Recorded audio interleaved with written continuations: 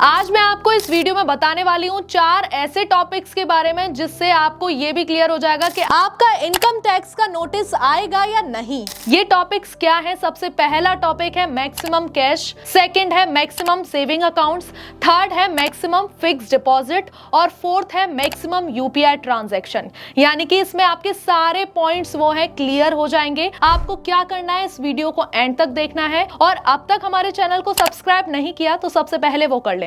तो सबसे पहले पॉइंट के बारे में बात करते हैं। सबसे पहला पॉइंट ये है मैक्सिमम कैश,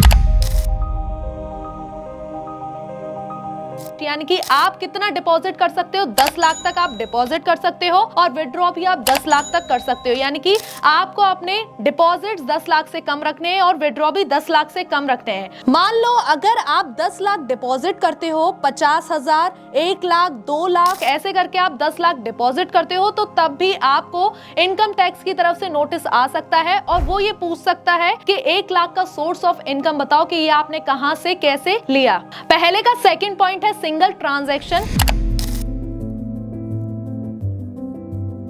यानी कि अगर आप 2 लाख से ज्यादा सिंगल ट्रांजैक्शन करते हो तो आपको नोटिस आ सकता है और अगर आप करते हो तो आपको उसका प्रॉपर सोर्स ऑफ इनकम पता होना चाहिए। अब एक सवाल ये भी आता है कि मान लो अगर कोई मिडिल क्लास फैमिली या फिर नॉर्मल पर्सन है और वो हर साल 2-2 लाख रुपए जमा करता है, यानी कि कई साल में वो 20 लाख तक जमा कर लेता है, तो अब इस पर उसका इनकम टैक्स नोटिस आ सकता है या नहीं आ सकता? तो उस पर कोई भी इनकम टैक्स नोटिस नहीं आ सकता क्योंकि वो हर साल में कुछ कुछ पैसा जमा करके 2 लाख रुपए जमा कर रहा है। यानी कि आप हर साल में कुछ कुछ पैसा जमा करते हो तो आपके पास नोटिस नहीं आएगा। अब एक सवाल ये भी आता है कि मान लो आपने साल 2023 में 15 लाख जमा किए थे, अब इसका आपको इनकम टैक्स की तरफ से नोटिस कब तक आ सकता है? तो इनकम टैक्स नोटिस आपको 8 साल तक यानी कि 2031 तक भेज सकता है, जिसमें वो आपसे 2023 के ट्रांजैक्शन के बारे में पूछ सकता है। और अगर बाय चांस ये नोटिस नहीं आता तो काफी सारी पेनल्टीज लग सकती हैं और बाद में ये नोटिस आ सकता है तो इसमें पेनल्टी जो है वो आपकी 60% से 400% तक लग सकती है।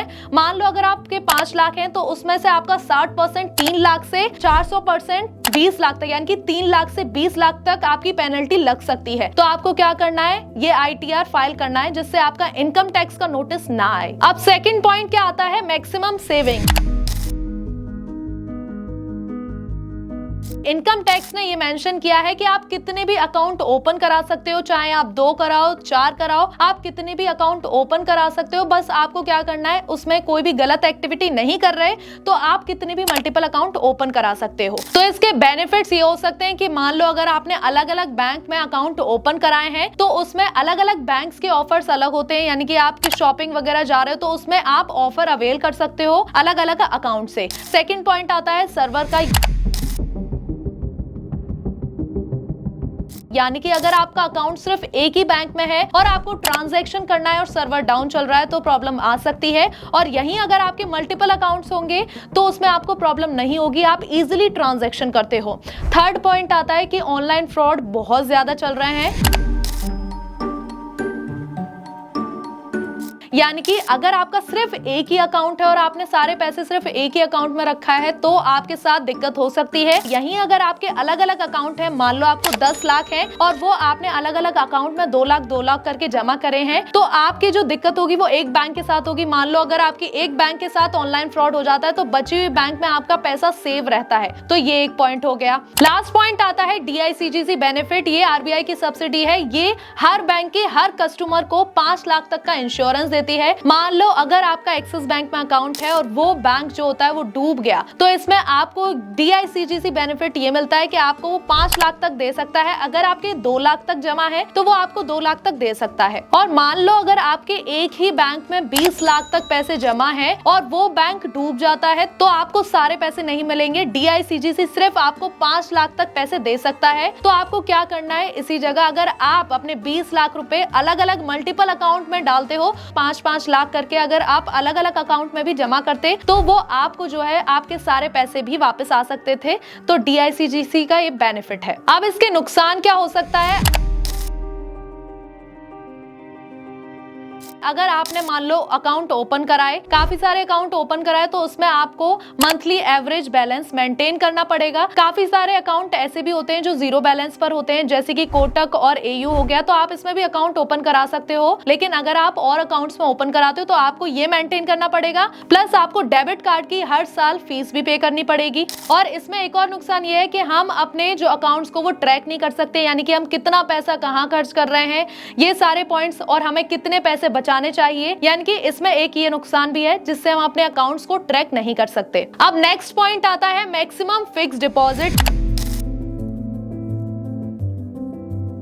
यानी कि अगर आपने फाइनेंशियल ईयर में 10,000 से ज्यादा इंटरेस्ट कमाया है तो उस पर आपका 10% टीडीएस कटेगा। मान लो आपके पास 2 एफडी हैं और आपने दोनों एफडी पर 15,000 तक इंटरेस्ट कमाया है, तो उसमें आपका 10% टीडीएस कट हो जाएगा, यानी कि 15,000 पर 10% टीडीएस, 1500 आपका टीडीएस कट हो जाएगा। बचे 13,500 जो है वो आपको बैंक आपको रिटर्न कर देगी। लेकिन एक पॉइंट इसमें यह भी है कि जो आपका 10% टीडीएस कट हुआ है वो आपको बाद में रिटर्न मिल सकता है अगर आप आईटीआर फाइल करते हो। तो आपको साल भर में 10 लाख से ज्यादा की एफडी नहीं करानी है। अब नेक्स्ट पॉइंट आता है क्रेडिट कार्ड बिल्स, यानी कि आजकल हर कोई क्रेडिट कार्ड यूज कर रहा है और क्रेडिट कार्ड को एक बिजनेस बना लिया, यानी कि वो ऑनलाइन शॉपिंग करते हैं, उनको सेल करते हैं, तो ये एक टाइप का बिजनेस बन गया है। लेकिन जो क्रेडिट कार्ड होता है वो नॉर्मल एक्सपेंसेस के लिए होता है, आप नॉर्मल एक्सपेंसेस के लिए क्रेडिट कार्ड को यूज कर सकते हो। अब इसमें एक पॉइंट ये आता है कि अगर आप 1 लाख से ज्यादा बिल भरते हो तो आपको इनकम टैक्स का नोटिस आ सकता है, भले ही ये बिल आपका ऑनलाइन हो या ऑफलाइन। अगर आप 1 लाख से ज्यादा बिल पे करते हो तो आपको इनकम टैक्स की तरफ से नोटिस आ सकता है, तो इस चीज से भी आप अवेयर रहें। अब बात करते हैं लास्ट पॉइंट यूपीआई लिमिट की।